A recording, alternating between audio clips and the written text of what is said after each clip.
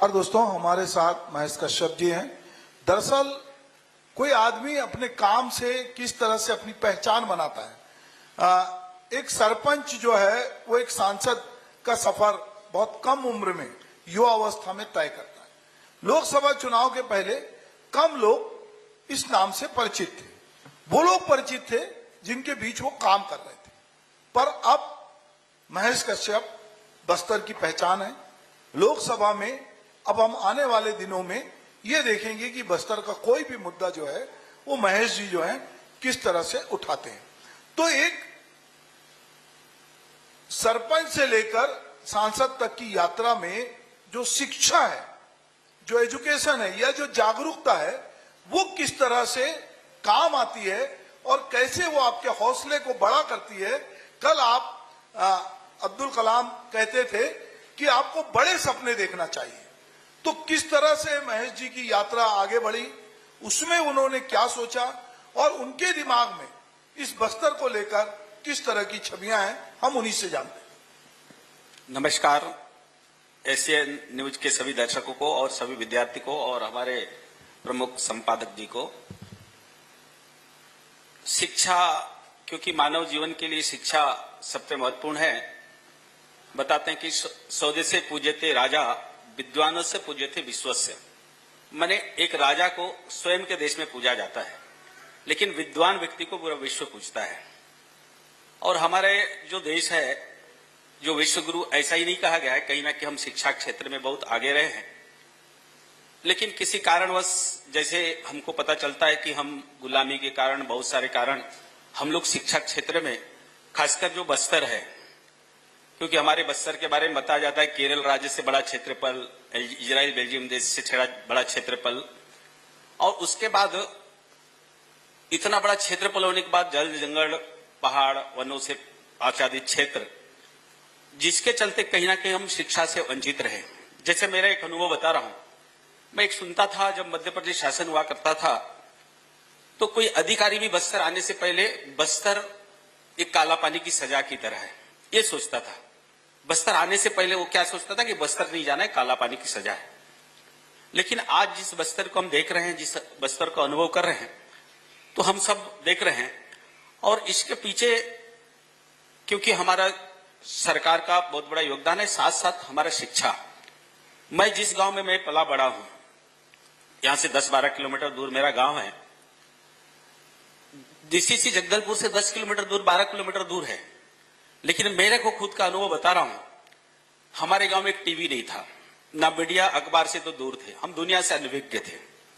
और मेरे को जो पढ़ने का सौभाग्य मिला, मेरे घर में जो आहता होता है, जिसको हम बहुती बोलते हैं यहाँ के लोग, घर के चारों तरफ बना रहता है, उसमें स्कूल लगता था।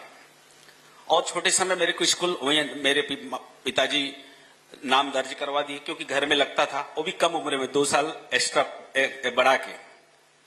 और 5वीं पढ़ रहा था तो मैं पढ़ना भी नहीं आता था मेरे को ठीक से, ये भी मैं बता रहा हूं आपको, मेरा सच्चाई।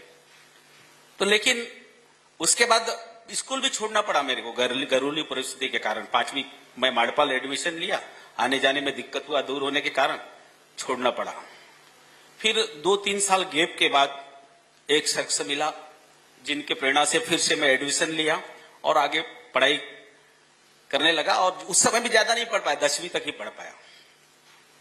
लेकिन उसके बाद कुछ सामाजिक क्षेत्र में मुझे आने का सौभाग्य मिला और समाज के लोगों के साथ मिलके देश दुनिया बस्तर के बारे में जानने लगे। और लगातार बस्तर के विषय में हमने जो जिस विषय को लेकर हमको काम करने का सौभाग्य मिला, हम करते रहे।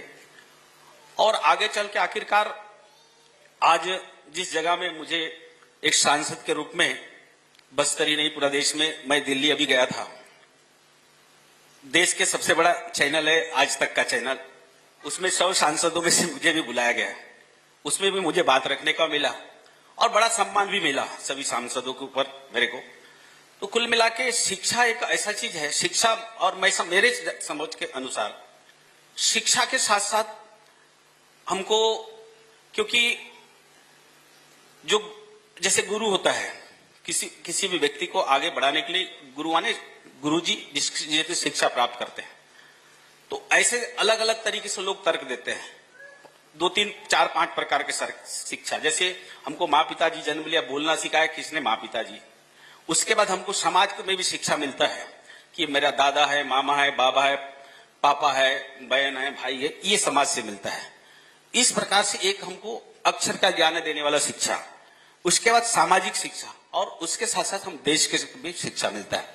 इस प्रकार से शिक्षा का मतलब कई स्तर है, और व्यक्ति को किसी भी क्षेत्र में, जैसे अभी हम प्राइमरी स्तर स्कूल में पढ़ते हैं, प्राइमरी के बाद मिडिल, मिडिल के बाद हाई स्कूल, उसके बाद फिर जैसे अभी अपने शिक्षा विभाग के द्वारा पूरा चार्ट के साथ बताया जा रहा था। और मैं समझता हूं शिक्षा के साथ साथ व्यक्ति अपना लक्ष्य जब तक निर्धारित नहीं करेगा तो कोई भी क्षेत्र में सक्सेस नहीं होगा, ऐसा मुझे लगता है।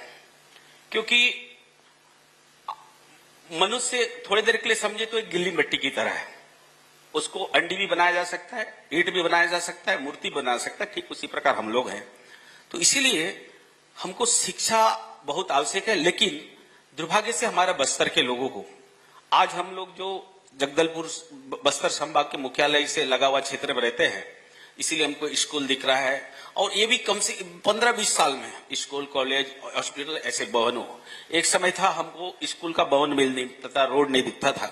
और आज भी जैसे हमारा दक्षिण बस्तर है, कई गांव में आज भी स्कूल नहीं है, वहां शिक्षक नहीं है, रोड नहीं है, पानी नहीं है, बिजली नहीं है।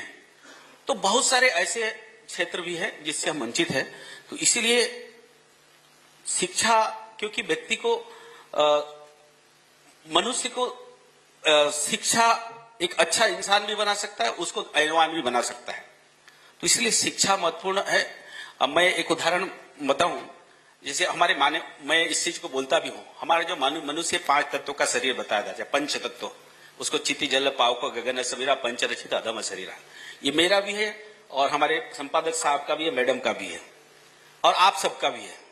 और बताया जाता है आत्मवत सर्वभूतसी, आपके अंदर भी आत्मा है, मेरे अंदर भी, विचार अलग अलग है सबका। और इस संगति के कारण, इस शिक्षा के कारण, इसके कारण आदमी अपना रास्ता तय करता है और वो आगे बढ़ता है। तो ठीक उसी प्रकार हमको इसी दुनिया में रह के, इसी जगह में रह के, इस क्षेत्र में रह के हमको आगे बढ़ना है। लेकिन अभी हमारे सरकार बस्तर को आगे, लोगों को शिक्षा के क्षेत्र में, हर क्षेत्र में बस्तर के विकास के लिए अभी प्रयासरत है और आगे भी रहेगा, ऐसा मैं मानता हूं। जी, आपने बहुत अच्छी बात कही कि जो शिक्षा है वो सर्वांगीण होनी चाहिए, और शिक्षा केवल कागजों तक नहीं होती है। स्कूल में जो हम पाठ्य पुस्तकें पढ़ते हैं उसके अलावा भी कई तरह की शिक्षा होती है, जिसमें व्यवहारिक शिक्षा भी होती है, एक अलग अलग तरह की शिक्षा होती है, उससे हम समग्रता में तैयार होते हैं। और जिसका उदाहरण हमारे सामने खुद महेश कश्यप जी हैं, जिन्होंने खुद बताया कि किस तरह से उनका व्यवधान हुआ, फिर कितना उन्होंने पढ़ा, पर उन्होंने जीवन से बहुत कुछ सीखा। और इसीलिए हम ये देखते हैं कि बहुत सारे लोग जो है वो अपने जीवन से, आसपास से बहुत सारी चीजें सीखते हैं।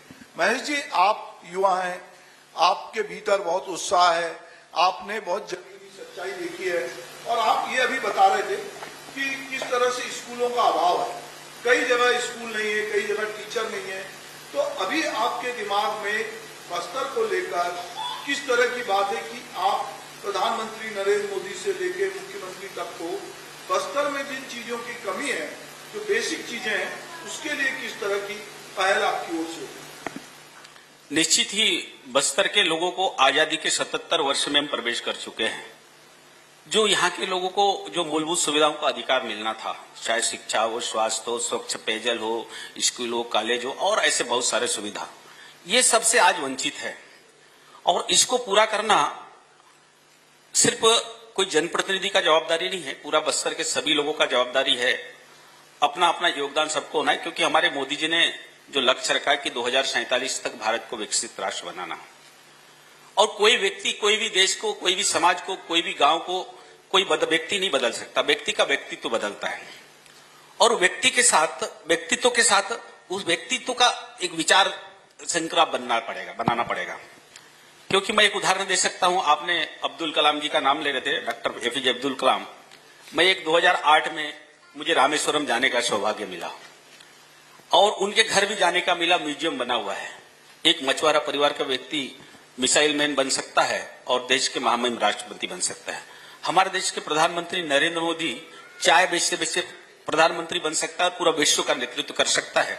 और विश्व उसका बात को जो अमेरिका, जापान, इंग्लैंड, दुनिया के लोग जो भारत को जिस नजरिए से देखते थे, आज जिस नजरिए से आज देखने को मिलता है, कहीं ना कहीं उस व्यक्तित्व का प्रभाव है। इसलिए हम सबका जवाबदारी है। निश्चित ही हमारा बस्तर के लिए बहुत बड़ा चुनौती है। मैं अभी हमारे रेलवे मिनिस्टर को अभी मिला और ये मेरा खुद का पीड़ा है। हमारे यहाँ बस्तर जल, जंगल, जमीन, वन, खनिज संपदाओं से भरा क्षेत्र है। हमारे यहाँ का बैला डीला का लोहा का खनन के लिए 1966 में जापान के साथ एमओयू हुआ और उसके लिए स्पेशल रेल लाइन बनाया गया और आज भी जा रहा है। मैं उस दिन यहाँ का जीएम को पूछा, क्या बस्तर के लोग उस रेल लाइन में कोई बड़ा पदाधिकारी क्यों नहीं है? उस रेल लाइन में हमारे लोग नौकरी पेशे में क्यों नहीं आए? इतना दिन से एलएमडीसी का प्लांट लगा हुआ, उसमें हमारे लोग क्यों नहीं आगे नहीं आए? इसका जिम्मेदार कौन है? और यहाँ का इतने खनिज संपदा का दोहन हो रहा है, इसका पैसा कहाँ जा रहा है और इसका जिम्मेदार कौन है? तो कहीं ना कहीं हमारे लोग भी जिम्मेदार हैं, जो लोग उनको जिन लोगों ने यहाँ का प्रतिनिधित्व करने का मौका दिया, इस नेतृत्व करने का मौका दिया। आज हमारे दक्षिण बस्तर, आज गोली खाने वाला भी हमारा भाई, जेल जाने वाला भी हमारा भाई, गोली मारने वाला भी हमारा भाई। इसका जिम्मेदार कौन है? तो कहीं ना कहीं कुछ लोग तो हैं हमारे लोग जिम्मेदार। तो इसीलिए हम सब लोगों को मिलके ये सारी समस्याओं को समाधान के लिए, इसके लिए हमको आगे लड़ाई लड़ना है। हमारे वैसे केंद्र सरकार, हमारे यशस्वी गृह मंत्री जी ने स्पष्ट कर दिया है कि 2 वर्ष के अंदर हम बस्तर में शांति स्थापित करेंगे और उसके लिए हर 5 किलोमीटर के अंदर में कैंप खुलेगा। अभी कल मेरे को पास बीजापुर, आज सुबह बीजापुर से आए थे भाई साहब, हम कैंप चाहते हैं, हमारे यहाँ हम खोलना चाहते हैं। लोग चाहते हैं कैंप खोलना, लोग शांति चाहते हैं, लेकिन अंदर के लोग दबाव डाल के उन्हीं को सामने खड़े करके वो नहीं, गांव का कैंप नहीं चाहते, पुलिस गांव वाले विरोध। इस प्रकार से लोग बाधक लोग हैं। और हमारा सरकार अभी जैसे आपने देखा होगा, अभी इसमें जल जीवन मिशन योजना के साथ पानी पहुंचाने का काम चल रहा था। भैया लोगों को आज भी झरने का पानी, कुएं का पानी, तालाब का पानी पीने के मजबूर है। हमारी सरकार चाहती है रोड पहुंचाने, लेकिन पहुंचाना देना नहीं चाहते। तो इसी प्रकार बहुत सारे ऐसा समस्या है। लेकिन अभी हमारे सर बता रहे थे, हमारा सरकार नियत नेल नार योजना के माध्यम से हमारे जो युवाओं को केंद्र एवं राज्य सरकार के मुख्य योजनाओं के माध्यम से उनको जोड़ के मुख्य धारा में लाने का भी हमारा योजना है। और हमारे प्रदेश के उप मुख्यमंत्री, यशस्वी गृह मंत्री ने स्पष्ट कर दिया है, अगर कुछ लोगों को तकलीफ है, वास्तव में बस्तर में चाहते हैं और जल, जंगल, जमीन का अधिकार दिलाने की बात करके जो यहाँ रोटी सेक रहे हैं, वो बात करने के लिए तैयार है तो आ जाए। अगर नहीं चाहते हैं तो हम तो साम दाम दंड वेद का नीति हमारे पास है, वो करेंगे और बस्तर में शांति स्थापित करेंगे। और बस्तर के लोगों के अंतिम चोर तक क्योंकि हमारा जो पार्टी है, जिस पार्टी से मैं बिलोंग करता हूं, अंत्योदय का हमारा कल्पना है, अंतिम व्यक्ति तक उसका अधिकार मिलना चाहिए। तो इसीलिए हमारा सरकार दृढ़ संकल्प है, चाहे शिक्षा के क्षेत्र में, स्वास्थ्य के क्षेत्र में, रोड के मामले में हो, कनेक्टिविटी के मामले हो, सभी मामले में काम करने के लिए सिर्फ शर्त है कि हमारे बस्तर के लोगों को सब मिलकर हम एक कंधे से कंधे मिला काम करना। और जनप्रतिनिधि होने के नाते मैं अभी एक तो रेल के बारे में चुनावी मुद्दे में भी बोला। भैया आज 77 वर्ष के आजादी के बाद भी हमको रेल सुविधा नहीं मिला। आज हमारे बस्तर का व्यक्ति, हमारा राजपुर मुख्यालय है, मुख्यमंत्री से कोई हमारे विद्यार्थी अगर मिलना जाना चाहता है, 4 व्हीलर वाहन किराए से जाता है तो 15-20 हजार रुपए उसको खर्चा करना पड़ता है। अगर रेल लाइन होता 200-500 रुपए हम जाके सुरक्षित आ सकता था। आए दिन एक्सीडेंट हो रहा है। तो ऐसे बहुत सारे सुविधाओं से वंचित रखा, अधिकारों से वंचित रखा। इसके जिम्मेदार कहीं ना कहीं हमारे कुछ लोग हैं। लेकिन यहाँ के लोगों ने अब उसको, यहाँ के लोग अब पढ़े लिख के आगे बढ़ रहे हैं। मैं एक चीज और बोला, मैं चुनावी विषय नहीं बोल रहा हूँ। हमारे यहाँ का मेरे साथ जो प्रतिद्वंदी था चुनाव में, वो कभी बोलता था पुलिस को तीर धनुष से मार के भगाओ, कभी बोलता था कलेक्टर को कॉलर पकड़ेगा तो नेता बन जाओगे। वो कभी नहीं बोला कि आप स्कूल पढ़ो, डॉक्टर बनो, इंजीनियर बनो और कलेक्टर बनो। इस प्रकार के शिक्षा देने वाले लोग हैं। और मैं सुकमा क्षेत्र में लगातार मेरा दौरा हुआ, वो डॉक्टर भी है, एमबीबीएस डॉक्टर भी है, इंजीनियर भी, वकील भी है, ऐसे लोग हैं। और ऐसे लोगों के बयानबाजी के कारण हमारे पढ़े लिखे लोगों का अपमान पूरा देश में अपमानित हो रहा था। उनका बस्तर का छवि देश में धूमिल हो रहा था। इसलिए ऐसे लोगों को भी अब लोगों ने सबक सिखाने लग गए और सिखा दिया है। इसलिए अब मैं समझता हूं कि हमारे आने वाला पीढ़ी शिक्षा के प्रति हो चाहे बस्तर के प्रति बहुत जागरूक है, और हमारा भी पूरा प्रयास रहेगा कि हम बस्तर के लिए क्या कर सकते हैं। हमको बस्तर के लोगों ने आशीर्वाद देके मेरे जैसा सामान्य छोटा सा गांव गरीब किसान का बेटा को भारत का लोकतंत्र का मंदिर संसद का प्रतिनिधित्व करने का अवसर दिया है, तो मैं सौभाग्यशाली हूं। और इसलिए मैं भी समझता हूं कि इनका आशीर्वाद उन्होंने दिया है, तो उसको मैं अपने से जो हो सकता है पूरा करने का प्रयास करूं। जी महेश जी, आप बहुत अच्छी बात कह रहे थे कि नई शिक्षा नीति जो है उसमें हुनर के साथ रोजगार को एक प्राथमिकता दी गई है, और सरकार भी ये महसूस करती है कि केवल पढ़ाने से कुछ नहीं होगा। जैसा आपने कहा कि भाई अगर हमारे रेल चली, हमारे यहाँ से लोहा जा रहा है, हमारे यहाँ से खनिज जा रहा है, तो हमारे कितने लोगों को रोजगार मिला। तो कई बार ये बहानेबाजी होती है कि साहब हमारे पास ट्रेंड लोग नहीं है, हम इसलिए लोगों को बाहर से ला रहे हैं। पर ये बुनियादी सवाल है कि अगर लोहा हमारा, जमीन हमारी, जंगल हमारा, सब कुछ हमारा, तो फिर हमारे लोगों को रोजगार क्यों नहीं मिलना चाहिए। फिर बाहर से लोगों को रोजगार दे रहे हैं, तो बहुत बार बहानेबाजी होती है। पर नई शिक्षा नीति ने यह रास्ता दिखाया है कि अब हुनर के साथ रोजगार को भी जोड़ा है। मैं चाहूंगा कि आप जिस तरह अभी हम शिक्षा की बात कर रहे हैं और आपकी पीड़ा भी हम समझ रहे हैं कि बस्तर के लोगों को रोजगार क्यों नहीं मिल रहा है, तो उन कारणों को समझकर कि कहां पर किस किस तरह के स्किल की जरूरत है, किस तरह के लोगों की 5 साल में जरूरत पड़ेगी, किस तरह के लोगों की 10 साल में जरूरत पड़ेगी, और वो ट्रेंड में अगर हम बस्तर में कुछ लोगों को ट्रेनिंग देते तो कोई कल को कोई भी बड़ी से बड़ी फैक्ट्री आए, कोई भी आए, वो ये नहीं कह सकता कि हमारे पास आपके यहाँ के स्किल लोग नहीं है। तो मुझे लगता है कि आप चूंकि बहुत जागरूक हैं और आप चीजों को पकड़ चुके हैं, क्योंकि आपके मन में ये बात है कि ये क्यों हो रहा है, कि हमारे लोगों को क्यों नहीं रोजगार मिल रहा है, बाकी चीजें तो हमारी जा रही हैं। तो मुझे लगता है कि आप इस दिशा में भी कुछ पहल करें। निश्चित ही हमारे सरकार के द्वारा स्किल डेवलपमेंट के लिए बहुत सारे ऐसे कॉलेजेस खोले हुए हैं, यहाँ लाइवलीहुड कॉलेज, ऐसा ये सब चल रहा है। अभी मेरा एनएमडीसी संचालक प्रबंधन के द्वारा बैठक हुआ था।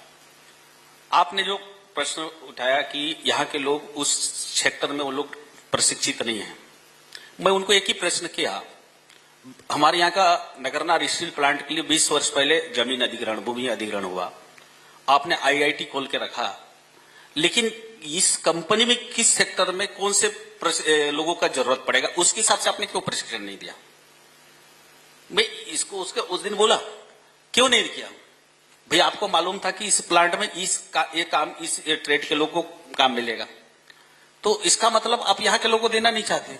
और मैं उनको साफ शब्दों में कहा, क्योंकि हमको ये भी पता चला है जैसे अभी सामान्य बाकी और भी जगह में जो इनको रोजगार चाहिए उसके लिए भी बाहर के लोगों को टेंडर दिया जा रहा है और बाहर के लोगों को भर्ती हो रहा है। मैं उनको तो अभी लिस्ट भी मंगाया हूं। भैया ठीक है, प्रशिक्षित नहीं है तो उस सेक्टर में बहुत सारे ऐसे क्षेत्र है हमारा लोग नहीं, लेकिन उसको प्रशिक्षित करके 20 साल में क्यों नहीं तैयार किया गया। तो ये बहुत बड़ा सवाल है। लेकिन इस विषय में अभी हमारा एनएमडीसी के ईडीसी और सीएमडी से आज भी मेरे साथ फोन आया था, तो आने वाला समय में इसको विचार करेंगे और यहाँ के लोगों को प्राथमिकता मिले। और मेरा एक व्यक्तिगत पीड़ा है, मैं वही इसको बड़े मीडिया में भी आप लोगों के माध्यम से बोला हूं कि इतने वर्षों के आजादी के इतने वर्षों के बाद भी हमारे लोगों को कोई भी सेक्टर में, चाहे कोई भी फैक्ट्री लगाओ, कुछ भी, हमारे लोग बड़े लोग आगे नहीं आने का कारण यही है क्योंकि कुछ एक प्रकार से एक लॉबिंग चलता रहा और यहाँ के लोगों को मौका नहीं मिला। लेकिन अब ऐसे होना नहीं होगा, ऐसा हमको पूरा विश्वास है। हम उसके इस क्षेत्र में पूरा प्रयास करेंगे। जी, दुष्यंत कुमार ने एक शेर लिखा था बहुत पहले कि कहाँ तो तय था चिरागा हर एक घर के लिए, कहाँ चिराग मैसर नहीं शहर के लिए, यहाँ दरख्तों के साये में धूप होती है, चलो यहाँ से चलें उम्र भर के लिए।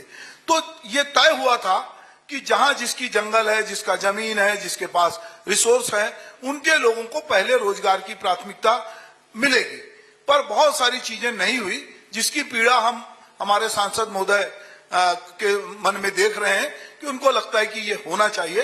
ये जो बच्चे यहाँ बैठे हैं, ये बात समझना पड़ेगा आपको कि अगर आप जिस धरती में जहां आप काम कर रहे हैं, जहां आप बड़े पले हैं, आपको देखना पड़ेगा कि यहां रोजगार के कौन कौन से अवसर भविष्य में सृजित हो सकते हैं और क्या हम उसके लिए तैयार हो रहे हैं, क्या हम उस तरह का एजुकेशन ले रहे हैं, या अगर एजुकेशन नहीं है तो क्या हम लोगों से कह रहे हैं कि यदि यहाँ पर ये जरूरत है, भविष्य में यदि हमारे पास इतनी खनिज है, इतनी वन संपदा है, तो क्या हम वन संपदा को समझने वाला ज्ञान हासिल कर रहे हैं, क्या हमको यदि यहाँ से लोहा निकल रहा है तो उसके निकालने की प्रक्रिया में हमारी क्या भूमिका है, तो हमको क्या हिस्सेदारी मिलेगी, हमको क्या रोजगार मिलेगा, इसकी चिंता भी मुझे लगता है कि शिक्षा के जरिए की जा सकती है। तो दोस्तों, सांसद महोदय की अपनी व्यस्तता है और उनको किसी एक और कार्यक्रम में जाना है। मुझे लगता है कि आपके पास भी अब उनसे पूछने पर हाँ सवाल पूछते रहिएगा, और अगर सांसद महोदय से भी कहूंगा कि वो भी सवाल पूछते रहें लोकसभा में, और आप भी उनसे सवाल पूछते रहिए, क्योंकि जब सवाल पूछेंगे तभी उसके कहीं ना कहीं कोई हल निकलेंगे।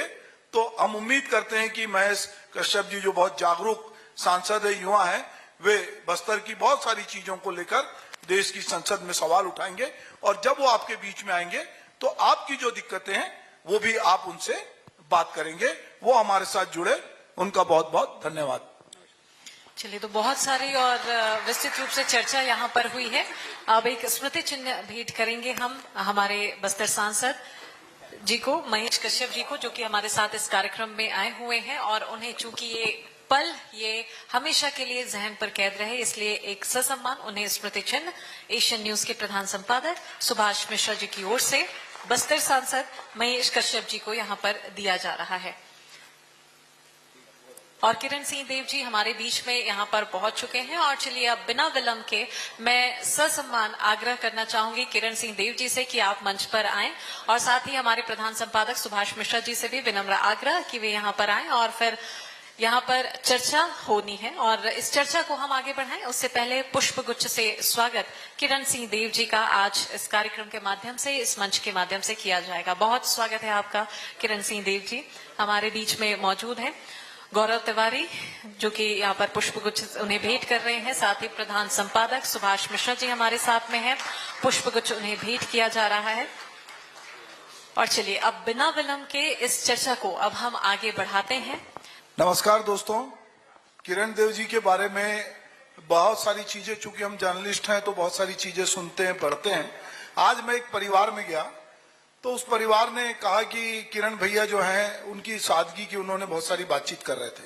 वो कह रहे थे कि वो पहले यहाँ महापौर थे, अभी विधायक हैं, कल को मंत्री भी बन जाएंगे, प्रदेश अध्यक्ष हैं, पर भैया चाहे कहीं भी दिखते हैं तो उतनी आत्मीयता से रुककर बात करते हैं, ऐसा लगता ही नहीं है कि भैया जो है वो इतने बड़े आदमी हैं। तो मुझे लगता है, और उन्होंने कहा कि भैया बहुत देर से, मतलब उनको विधायक बहुत पहले बन जाना चाहिए था।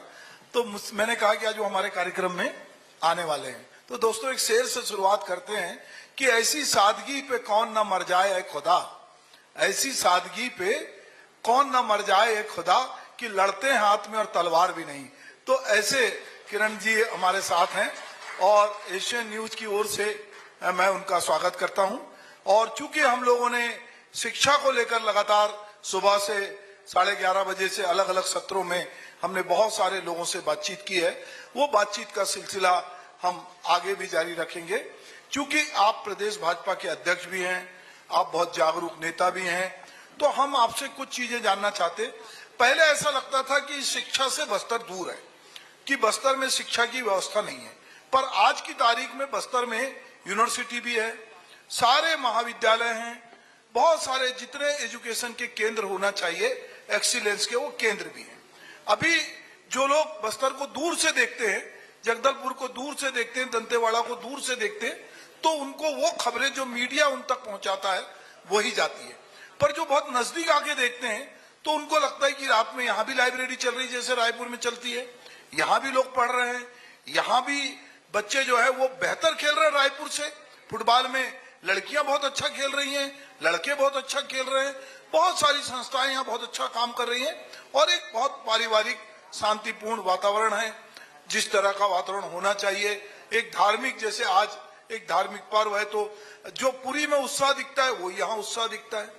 तो बहुत सारी, जो 75 दिन का दशहरा होता है, तो ये कम लोगों को ऐसा शायद मालूम हो कि समाज में कुछ जगह पे कुछ ही लोगों का वर्चस्व होता है, कि उसमें कोई समुदाय जाति के लोगों का वर्चस्व होता है। पर यहाँ की परंपरा में यह है कि 75 दिन अलग अलग गांव के मुखिया मारिया जो लोग हैं वो सब आते हैं और अलग अलग लोगों को काम बटा हुआ है कि उनकी जिम्मेदारी भी बटी हुई है। तो ऐसे बस्तर में जो बहुत सुंदर है, जहां पे बहुत संभावना है, उस बस्तर में जो कुछ अभी मौजूदा इंफ्रास्ट्रक्चर है शिक्षा के लिए, चाहे हायर एजुकेशन के लिए, चाहे स्कूली शिक्षा के लिए, उसमें किरण जी आप किस तरह की चीजों को लेकर और क्या आगे की सोच है? एक तो आपका अभिनंदन है मिश्रा जी, और आपके माध्यम से आज का बहुत ही महत्वपूर्ण दिवस भगवान जगन्नाथ जी की रथ यात्रा का है। इस पावन पर्व की भी आपके माध्यम से सभी को बहुत बहुत बधाई।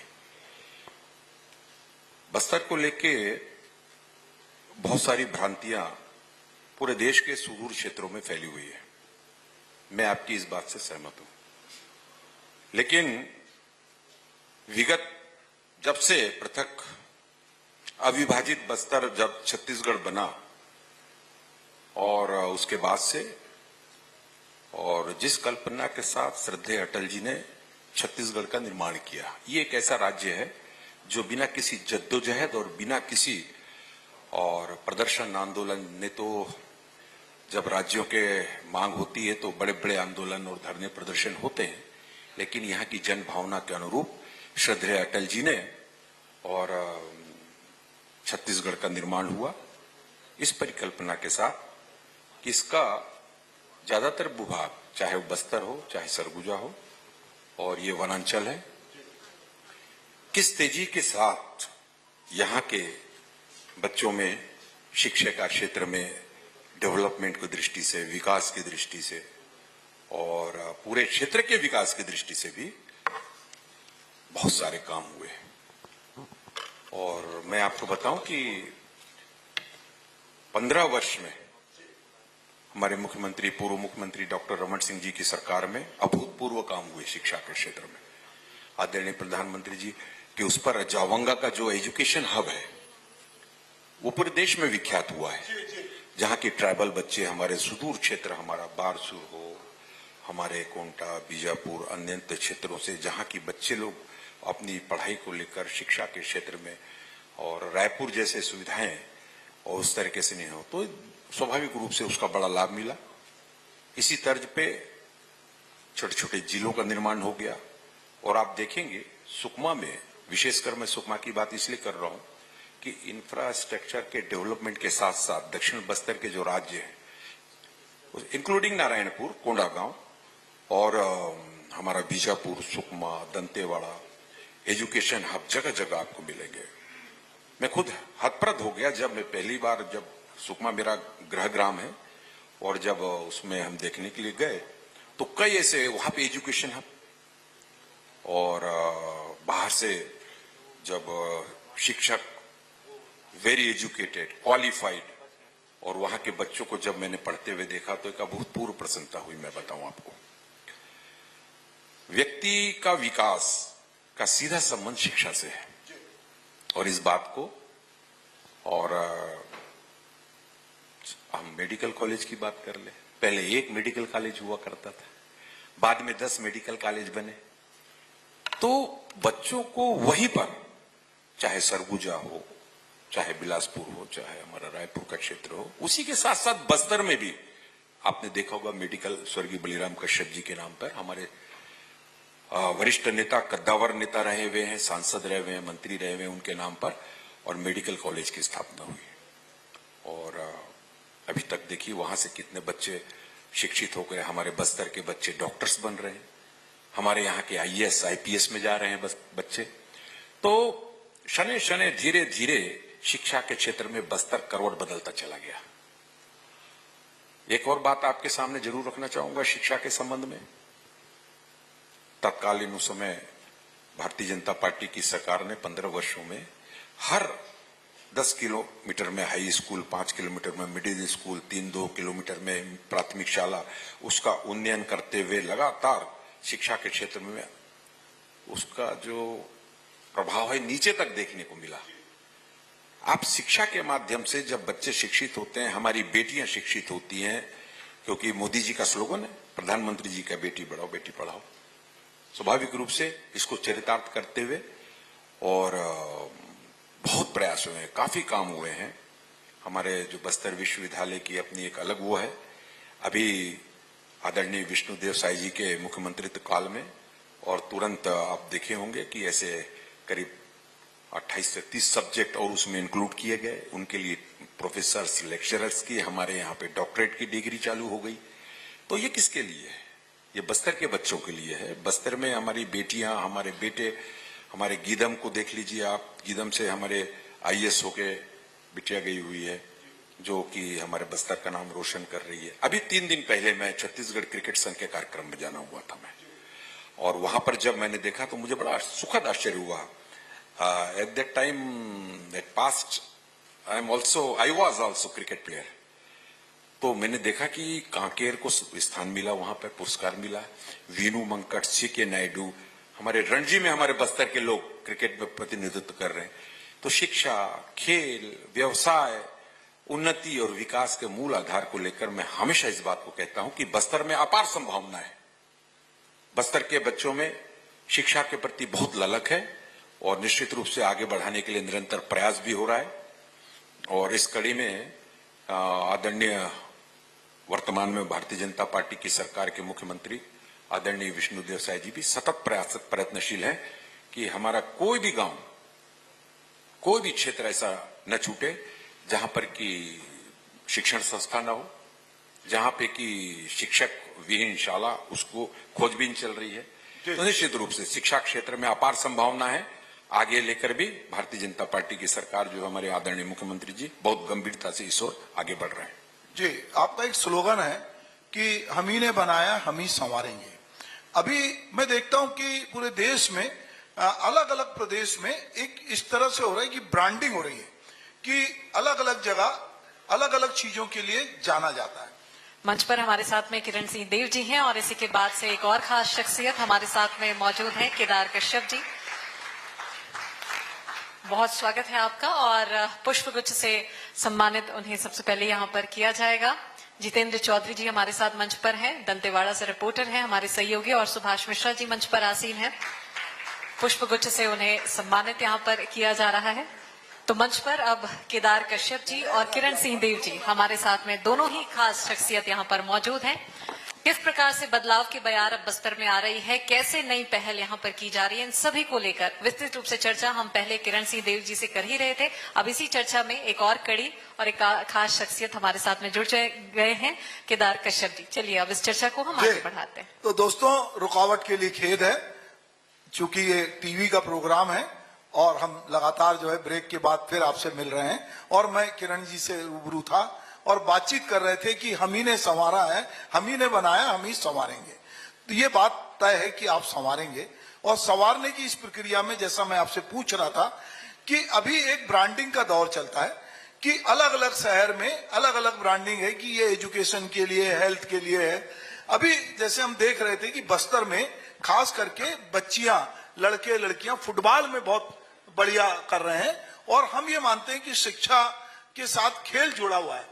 यदि खेल गतिविधियां भी बढ़ती हैं, और अगर इसको भविष्य में आप बस्तर को कोई ब्रांड में, जैसे आप हर्बल में एक ब्रांड के रूप में, या आप उसको एजुकेशन में अगर हम जाते हैं, स्पोर्ट्स में यदि फुटबॉल के रूप में, तो हमने ये देखा कि बहुत सारे प्रदेशों ने इस तरह का काम किया कि नेशनल इंटरनेशनल लेवल पे उन्होंने बहुत सारे आयोजन करके पूरे देश में ये मैसेज देने की कोशिश की है कि हमारे प्रदेश में हम इस पे ध्यान दे रहे हैं। मैं ऐसा सोचता हूँ, ये संस्कृति कर्मी नाते, मीडिया कर्मी के नाते, कि बस्तर की ब्रांडिंग करने का समय अब आ गया है कि हम अलग अलग चीजों में ब्रांडिंग करें। तो मैं किरण जी आपसे चाहता हूं कि अगर आपके दिमाग में बस्तर को लेके, मुझे लगता है कि 2 चीजें, चूंकि यहाँ जंगल है, यहाँ पर पोटेंशियल बहुत है, बच्चों से जितनी बात कर रहे हैं, बच्चे एक से एक क्षेत्र में जा रहे हैं और खास करके खेल में बहुत अद्भुत काम कर रहे हैं। तो क्या किसी खेल को का ब्रांड करके यहाँ बड़े बड़े आयोजन किए जा सकते हैं? डेफिनेटली। और अभी मैंने आपसे जैसे बताया कि अभी छत्तीसगढ़ क्रिकेट संघ में जब मैं जाना हुआ, परसों की बात है, तो बस्तर की हमारे जगदलपुर से हमारे कांकेर के खिलाड़ियों ने, दंतेवाड़ा के खिलाड़ी अपना उत्कृष्ट प्रदर्शन कर रहे हैं। ये एक सेक्टर हुआ क्रिकेट का, फुटबॉल का, ये सब चीज का। निश्चित रूप से मेरा ये मानना है कि किसी भी क्षेत्र की पहचान उसके पारंपरिक खेलों से होती है। स्वाभाविक रूप से मंत्री जी मंच पर हैं और मैं आपको ये बताऊं कि आपने जो स्लोगन को जिसका डिस्क्राइब किया अभी कि हमने ही बनाया है, हम ही संवारेंगे, उस पर मैं पूरी प्रतिबद्धता के साथ और अडिग रूप से खड़ा हुआ हूं। क्योंकि बस्तर हो, छत्तीसगढ़ हो, उसके विकास की कल्पना, आधारभूत कल्पना जिस तरीके से जनता ने सोच के रखा था, जिस तरीके से आप सभी इस दृष्टि से देखते हैं कि बस्तर विकसित हो रहा है, तो मैं आपको 15 साल की व्याख्या बताई। जब मंत्री जी लगातार 15 साल केदार जी भी मंत्री रहे हैं, मैं उसी पर आपसे कह रहा था। हमारा सुकमा हो, दंतेवाड़ा हो, सभी बीजापुर जिले के आप प्रभारी रहे, आज भी प्रभारी मंत्री हैं। तो ऐसे संस्थान आपको मैं बताऊं, वहां पर मुझे लगता है कि जो छवि बस्तर की बाहर है, अन्यंत्र है पूरे देश में। नॉर्थ ईस्ट में हम बात करें, वेस्ट में बात करें, तो वहां ऐसा लगता है, सुदूर दक्षिण में जब बात करते हैं तो बस्तर को सिर्फ एक नाम से जाना जाता है कि ये बहुत खतरनाक जगह है, ये वनवांचल है, वनवासी क्षेत्र है। लेकिन मैं बताऊं, हमारा बस्तर बहुत खूबसूरत है, हमारे बस्तर में अपार संभावनाएं हैं और विकास को लेकर जिस तेजी के साथ हम लोगों ने 15 साल में भारतीय जनता पार्टी की सरकार ने काम किया, बीच में 5 साल जो गति थम सी गई थी, पुनः आदरणीय विष्णुदेव साय जी, केदार जी की सरकार, जो मंत्री हमारी सरकार भारतीय जनता पार्टी की है, बहुत तेज गति से विकास की ओर ले जाने की हो। मैंने कहा आपको परंपरागत खेल धीरे धीरे उस पर ध्यान कम जाता है। मुझे लगता है कि यूट्यूब, ब्लॉग और जब हम टीवी में देखते हैं, और अभी तो मैं बधाई दूंगा, यहाँ पर सभी हमारे युवा बैठे हुए हैं, बेटियां बैठी हुई हैं, बच्चे हमारे बैठे हुए हैं, और वर्ल्ड कप जीत के आई इंडिया ने, तो निश्चित रूप से एग्रेशन आता है, सीखने की कला, उनको देख के हमको लगता है। तो पारंपरिक खेलों के लिए, यहाँ पे तीरंदाजी के लिए, यहाँ का जो पारंपरिक खेल है जो हम गांव में खेलते हैं, हमारे ग्राम में खेलते हैं, निश्चित रूप से उसकी परिकल्पना के विषय में आदरणीय मंत्री जी निश्चित रूप से बताएंगे। और मैं तो इतना कहूंगा कि शिक्षा के क्षेत्र में, क्योंकि शिक्षा, खेल, व्यवसाय, सभी चीजें एक दूसरे से कनेक्टेड है जी। जब आप शिक्षा के क्षेत्र में हमारा यहाँ समुचित होता है, जो कि हमने 15 साल में भी किया, अभी 6 महीना 7 महीना भी और तेजी से कदम आदरणीय विष्णुदेव साय जी की सरकार चला रही है, तो उसका निश्चित रूप से बच्चों के, हमारे जो यहाँ के दूरस्थ अंचलों में रहते हैं, एक मिनी स्टेडियम की परिकल्पना हमारे समय हुई थी जी। हमारे सरकार के समय हर पंचायत स्तर पर, बड़े पंचायतों के बीच में मिनी स्टेडियम, ये क्या है, खेल को बढ़ा देने के लिए। लेकिन ये जरूर कहूंगा मैं कि सारे काम अभी बीच में 5 साल थम से गए थे, रुक गए थे, इस बात को भली भांति परिचित है। और स्वाभाविक है, छत्तीसगढ़ का निर्माण श्रद्धेय अटल जी ने किया, बिना किसी जद्दोजहद के, यहाँ की जनता के। उन्होंने सिर्फ कहा था छत्तीसगढ़ में बना के दूंगा, और वो उन्होंने बना के दिया। इसलिए, और हम सबकी जवाबदारी है, उस जवाबदारी पे भारतीय जनता पार्टी की सरकार आगे भी निरंतर बढ़ रही है, उन 15 वर्षों में भी बढ़ी, और अभी भी जनता के अटूट विश्वास, प्रेम और स्नेह जिस तरीके से जनता ने दिया है, भारतीय जनता पार्टी की सरकार, हमारे मुख्यमंत्री, आदरणीय हमारे सभी मंत्रीगण, और बहुत तन्मयता के साथ सभी क्षेत्र में हमारा बस्तर विकसित हो, खेल के क्षेत्र में, शिक्षा के क्षेत्र में, विकास की दृष्टि से अंतिम कोने तक, व्यक्ति तक विकास इन सभी क्षेत्रों में पहुंचे, इंफ्रास्ट्रक्चर का डेवलपमेंट हो, सड़कें तेज गति से बननी चालू हो गई हैं, पुल पुलियों का निर्माण बड़े बड़े उस समय भी, हमारे समय में हुआ, अभी भी उस पर कार्य चालू प्रारंभ हो चुका है। तो मैं पूरे विश्वास के साथ कह सकता हूं कि बस्तर में जो हमारे सुदूर क्षेत्र, वनांचल क्षेत्रों में, नारायणपुर, बीजापुर, हमारा सुकमा, दंतेवाड़ा, कोंटा, इस तरीके के जो क्षेत्र हैं जहां पे ये माना जाता था कि यहाँ के बच्चे बस गांव में रहते हैं और इनको कुछ आता नहीं है, तो ये मेडल ले रहे हैं, गोल्ड मेडल ले रहे हैं। तो निश्चित रूप से इस दिशा में और बहुत कुछ होने जा रहा है, विश्वास रखिए, शुरुआत है, शने शने इस पर निरंतर गति और तेज होगी जी। तो दोस्तों, बस्तर की जब हम बात करते हैं तो बलिराम कश्यप जी की बात करते हैं कि वो जितने बेबाक नेता थे, जिस तरह से उधाकड़ नेता थे, उसी परंपरा में उनके घर से केदार जी जो हैं वो आते हैं। और लगातार हमने देखा कि वो रमन सिंह सरकार हो, चाहे अभी विष्णुदेव साय की सरकार हो, उसमें वो बस्तर क्षेत्र का प्रतिनिधित्व करते हैं। मैं आपसे ये जानना चाहूंगा कि हम सुबह से जो कुछ बातचीत कर रहे हैं, तो बातचीत में ये बात निकल के आई है कि अब बस्तर में उस तरह की बाधाएं नहीं है, कि पहुंच विहीन जैसी बहुत कम जगह है। अब शिक्षा जो है गांव गांव तक पहुंच रही है, सड़क गांव गांव तक पहुंच रही है, स्वास्थ्य गांव गांव तक पहुंच रहा है। और जिस नक्सली आतंक की बात होती थी और लोग समझते थे कि उनके डर से ये नहीं होगा, वो भी अब धीरे धीरे लोगों में कम हो रहा है। आज जो बच्चियां यहाँ बैठी हैं, वो बच्चियां अबुझमाड़ से भी आई हैं, जो प्रवीण सूची में बहुत दूरस्थ अंचल से बच्चे यहाँ आए हैं। तो ये लगता है कि जो लोग बस्तर को नहीं जानते, उनको लगता है कि अभी भी कई लोगों को लगता है कि बस्तर नहीं, पता नहीं क्या होगा। पर हम जब नजदीक से देखते हैं तो हमको लगता है कि बस्तर बदल रहा है, और उसमें बदलने में शिक्षा, स्वास्थ्य और स्पोर्ट्स, ये सारी चीजें हैं। मुझे एक बात लगती है कि बस्तर की जो बोली भाषा है वो धीरे धीरे कहीं कहीं लुप्त हो रही है। तो उनको किस तरह, तीज त्योहार, बोली भाषा, इनको बचाने का, क्योंकि संस्कृति बचेगी तो ही हमारा सब कुछ बचेगा। तो इस दिशा में आप लोग किस तरह के कदम उठा रहे हैं, आपकी सरकार क्या कर रही है, मैं जानना चाहूंगा।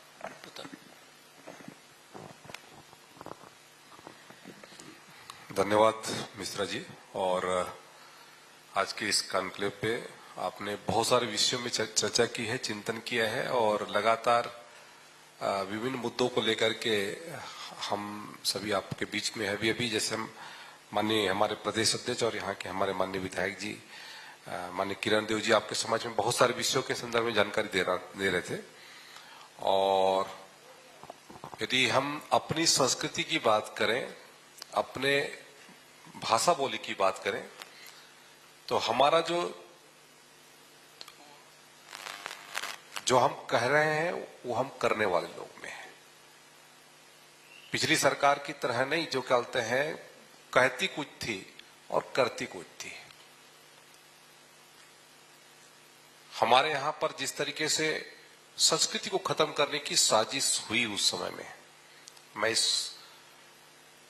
सभा को बताना चाहूंगा, तत्कालीन यहां के कमिश्नर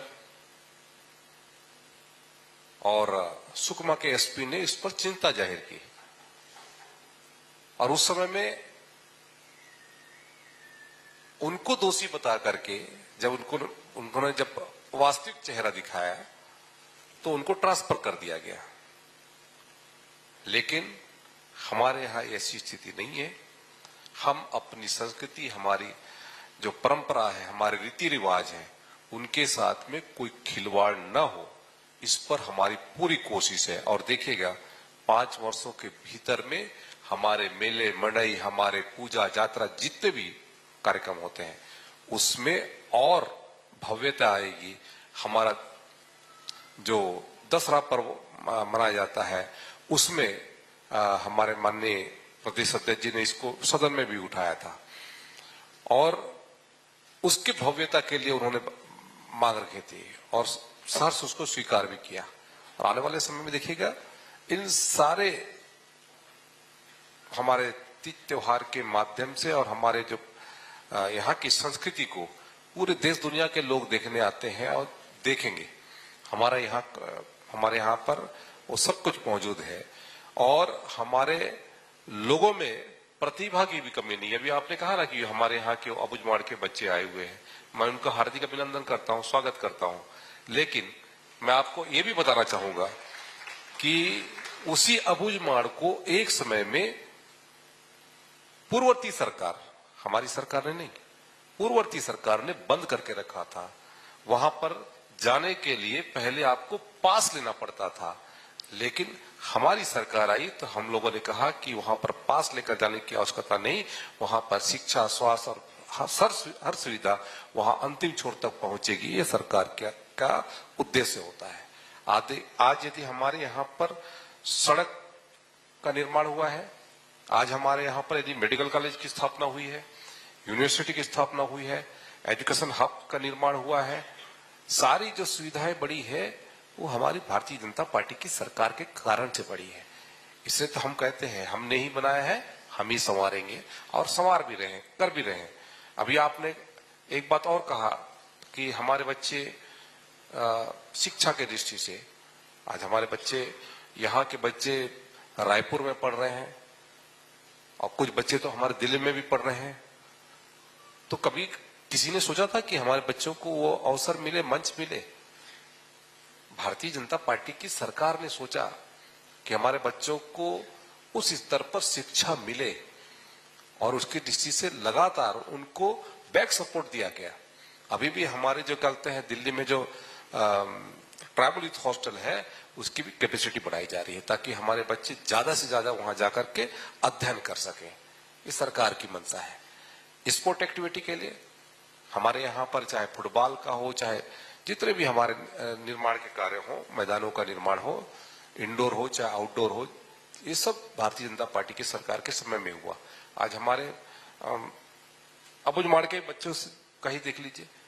हमारे अबुझमाड़ के बच्चे आज मलखम्ब में न केवल देश में बल्कि दुनिया में अपना नाम रोशन कर रहे हैं। कभी हमने सोचा था कि क्या मलखम्ब में हमारे बच्चे आ जाएंगे?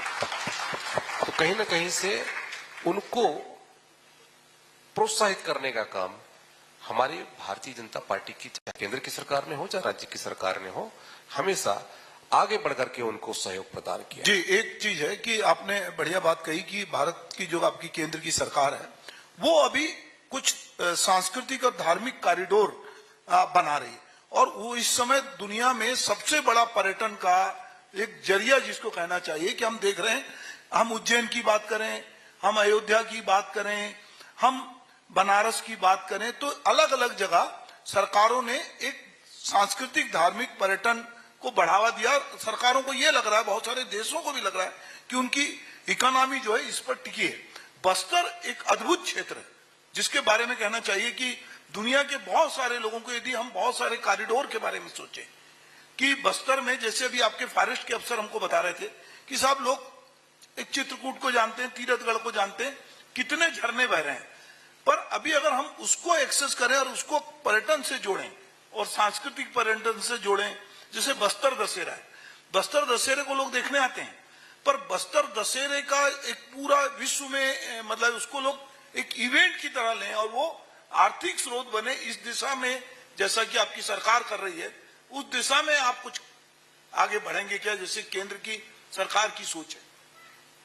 बिल्कुल। और मैंने अपने पहले ही उसमें कहा कि हमारे न केवल दसरा पर्व का बल्कि आज हमारा रथ यात्रा भी प्रारंभ हो रहा है, उसकी भी हार्दिक शुभकामना देता हूं। और बस्तर का भी जो ये रथ यात्रा जो गोंचा पर्व है, ये भी अपने आप में एक ऐतिहासिक है क्योंकि तुपकी के माध्यम से हमारे रथ की सलामी दी जाती है। ये केवल हमारे बस्तर में होता है और कई वर्षों से, सैकड़ों वर्षों से चली आ रही है परंपरा है। उसी तरीके से दसरा पर्व पहले बाहर से हमारे लोग पूरा रसद लेकर आकर के यहाँ पर रुक करके 70 दिनों तक इस कार्यक्रम में भाग लेते थे और फिर से उसकी भव्यता लाने के दृष्टि से और लोगों को आकर्षित करने के दृष्टि से लोग यहाँ पे पर्यटन के दृष्टि से आए, आस्था के साथ जुड़े, इसके दृष्टि से लगातार हमारी सरकार प्रयास कर रही है और आगे भी और बेहतर इसके परिणाम देखने को मिलेंगे। यहाँ से लेकर के दंतेवाड़ा तक आपको, दंतेवाड़ा में भी जो निर्माण कार्य हुए हैं, जितने भी हम लोगों ने कार्य किया है वो हमारी सरकार में ही हुआ है और आगे भी इसके दृष्टि से हम अपने मेले मंडई का, हमारे जो परंपरागत हमारे जो यहाँ पर मड़ई हैं उनको हम कैसे कहते हैं आगे लोगों तक पहुंचाएं, ये हमारी कोशिश होगी। अभी आपने देखा हमारे देश के यशस्वी प्रधानमंत्री माननीय नरेंद्र मोदी जी ने मन की बात का जो कार्यक्रम होता है, उस कार्यक्रम में नारायणपुर के मावली मेले का उल्लेख किया, जो हमारे अबुझमाड़ संस्कृति, हमारी ट्राइबल संस्कृति का एक सबसे बड़ा कहते हैं केंद्र है और उसको देखने के लिए लोग, विदेश के लोग भी आते हैं। तो ऐसे हमारे यहाँ पर और भी बहुत सारे स्थान हैं जो आज भी लोग वहां तक नहीं पहुंच आए हैं, लेकिन आने वाले 2-2.5 वर्षों के बाद हमारे बस्तर में जो स्थिति परिवर्तित होगी, उसके बाद आप देखिएगा कि हमारा बस्तर पर्यटन के दृष्टि से सबसे बड़ा केंद्र होगा। कई मुद्दों को लेकर विस्तृत रूप से चर्चा यहाँ पर की गई है। अब चूंकि ये पल हमेशा के लिए हमारे जहन में कैद रहे, इसके लिए स्मृति चिन्ह के लिए केदार कश्यप जी को स्मृति चिन्ह यहाँ पर भेंट स्वरूप दिया जा रहा है। मंच पर उपस्थित हमारे साथ ब्यूरो चीफ प्रशांत गजभिये जी, सुभाष मिश्रा जी हैं। साथ ही किरण सिंह देव जी को भी स्मृति चिन्ह यहाँ पर भेंट किया जा रहा है। प्रधान संपादक सुभाष मिश्रा जी और प्रशांत गजभिये जी।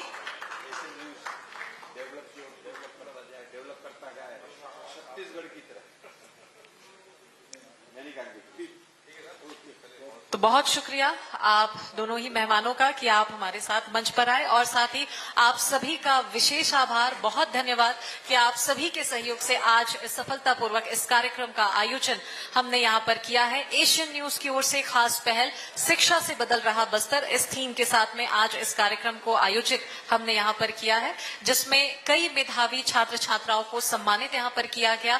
पैनलिस्ट के तौर पर अलग अलग IAS IPS ऑफिसर्स हमारे साथ में रहे।